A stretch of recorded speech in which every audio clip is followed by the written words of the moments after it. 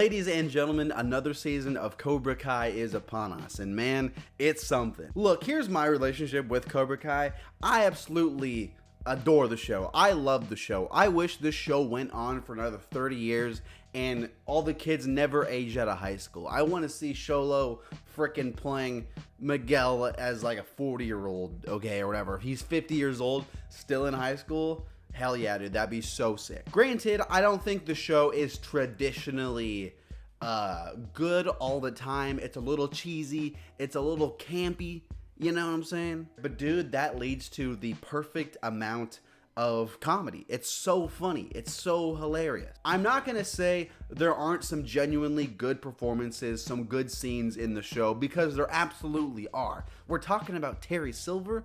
That guy's, dude, actually awesome performance. If we want to talk about Paul Walter Hauser popping up here and there, awesome performance. There are some really good characters in here. In fact, I dare to say the majority of them are, you know, good. I enjoy them. But there are some things about the show that I don't like. Make no sense. And I must say, I've only seen, as of recording this video, the first 2 episodes of part 1 of season 6.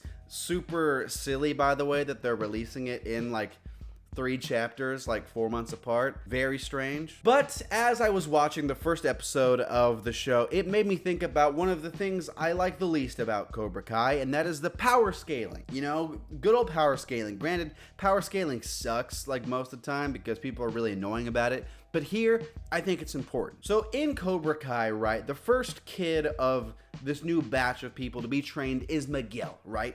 Followed very, very shortly after by Robbie Keane, Mr. Keane. Those 2 guys should be the 2 beasts of the show. Followed also by Sam, who I guess has been trained by Daniel for, you know, some time. And then you also have Tori, yada, yada, yada, stuff like that. But where we get into some of the messy parts of the power scaling in the show is when they're like, okay, we need a new villain kid. Let's take some villain kid who, you know, Kenny, I'm talking about Kenny. We all know I'm talking about Kenny. Let's take villain kid, right? Introduce him. Yeah, Miguel and Robbie and all these guys have years of training on them. But, you know, let's scale him up to their level in a span of like 6 months.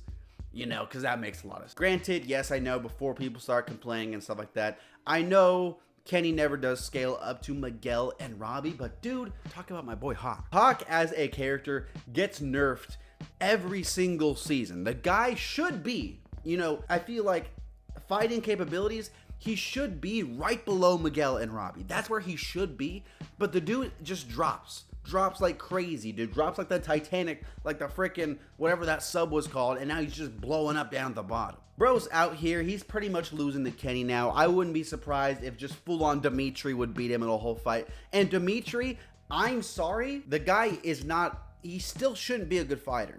Like, let's just be honest with ourselves. It is so absurd, and there are so many examples like that where the power scaling is just like, what? What the hell? Even the fact that Daniel, you know, had somewhat of a problem with Kreese in the first season. Kreese is like 80, dude. Oh, gosh. It's so dumb. It's so silly.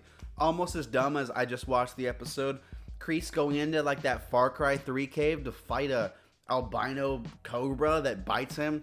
Doesn't kill him, just gives him, you know, an Arkham Asylum scarecrow vision, and that's about it. Then he just moves on with his life. So silly, dude, so silly. You know, I feel bad. I should talk about a few good things about Cobra Kai. Johnny's a great character. Love Johnny. Everything I've seen so far with Johnny is fantastic. And also, I do think they do a pretty good job of balancing Johnny as a comic relief character with some serious moments. I actually do think it's a little tricky to balance him in the manner that he is a comedy character, also with the dramatic side, who start off as the lead of the show. I think that's tricky to do, and they pull it off pretty well. I don't know, dude. I'm not even sure. Like, yeah, I know the 2 guys, Robbie and Miguel, weren't trying against Kenny's brother in the first episode, but like, that shouldn't even be a fight at all, dude. At all. 2 against 1. The 2 best fighters in the whole show? That's insane. That shouldn't even be a question. Well, that's the video. Thanks so much for watching. Hit subscribe. I'm trying to hit 1,000 subscribers. Let me know if you want me to talk about more about Cobra Kai in the future, and I just might do that. Thanks for watching. Have a great day. Let me know who you think the worst power scale is in the show. I guarantee you there's a lot of bad ones.